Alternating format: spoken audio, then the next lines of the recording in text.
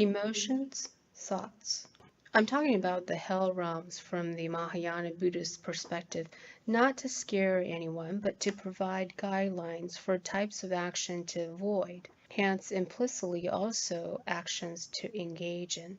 So you may migrate to blessed realms or end transmigration altogether. Here are 10 actions that lead to adverse results.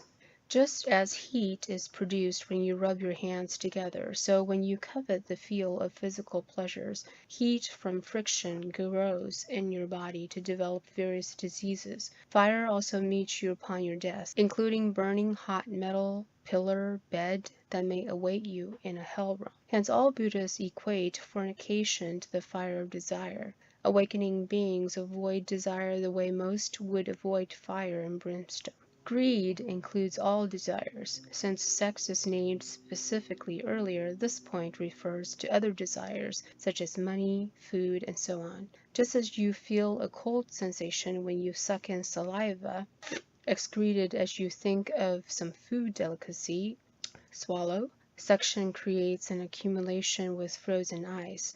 Ice also meets you upon your death, including the shivering sounds you make when surrounded by blue, red, white colors of icicles in a hell realm. Hence all Buddhists equate craving to the water of greed. Awakening beings avoid greed the way most would avoid a sea of plagues.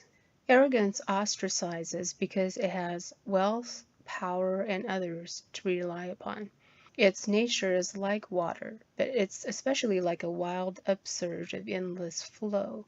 Just as you salivate when you wiggle your tongue, moisture also meets you upon your death, including rivers of blood, ash, hot sand, or poison, or molten liquids for you to swallow in a hell realm. Hence, all Buddhists equate pride to the waters of forgetfulness. Awakening beings avoid conceit the way most would avoid a flooded abyss. Hatred is an endless series of clashes that makes the heart burn and the air about you takes on a metallic charge. This is what motivates men to create weapons. Just as a violent energy zips about you when you harbor resentment, hostility also meets you upon your death. Being severed of your genitalia, limbs, head, and being sliced, stabbed, hammered, and smashed may await you in a hell realm. Hence all Buddhists equate aversion to sharp blades. Awakening beings avoid enmity the way most would avoid being harpooned. Deceit begins with enticing coaxes that manifest into physical pulls and restraints. Just as water-drenched fields grow crops, so deception binds you when you've been steeped in it for long. Fetters, manacles, whips, bludgeons may await you in a hell realm. Hence all Buddhists equate fraud to conniving criminals. Awakening beings avoid scams the way most would avoid a pack of wolves. Dishonesty begins with endless lies and calculated entrapments that manifest into physical dirt, excrement, filth, and impurity. Just as dust appears invisible when carried by wind, so untruths can seem concealed. Being submerged, thrown, relinquished into a decline, or strayed may await you in a hell realm. Hence all Buddhists equate falsity to murder. Awakening beings avoid falsehood the way most would avoid trampling over venomous snakes. Resentment begins with loathing that manifests into physical stoning, solitary confinement, caging, or ensnarement. Such malicious individuals harbor vicious intentions. Being stoned, captured, shot at, or hurled may await you in a hell realm. Hence all Buddhists equate resentment to forces of harm. Awakening beings avoid resentment the way most would avoid deadly venom. Perspectives such as the body being self, attachment to either eternalism or annihilationism, denial of cause and effect, the consideration that something is an effect when it's not, such as mistaking the state of no thought for nirvana, and the consideration that something is a cause when it's not, such as mistaking that living the prohibitions of bulls and canines will lead you to heaven.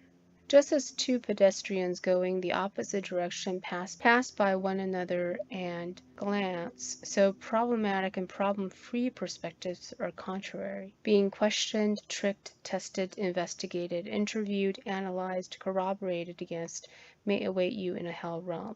Hence, all Buddhists equate unseemly outlooks to excavations.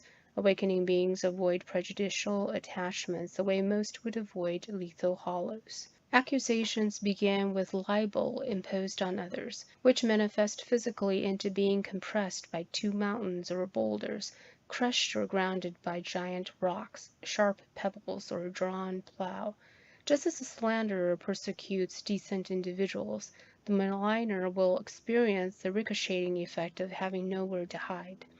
Being shoved aside, attacked, blood dry, measured by the diameter, so every stretch of flesh is forced through a tool may await you in a hell realm. All Buddhists equate defamation to an abusive tiger. Awakening beings avoid vilification the way most would avoid being struck by lightning.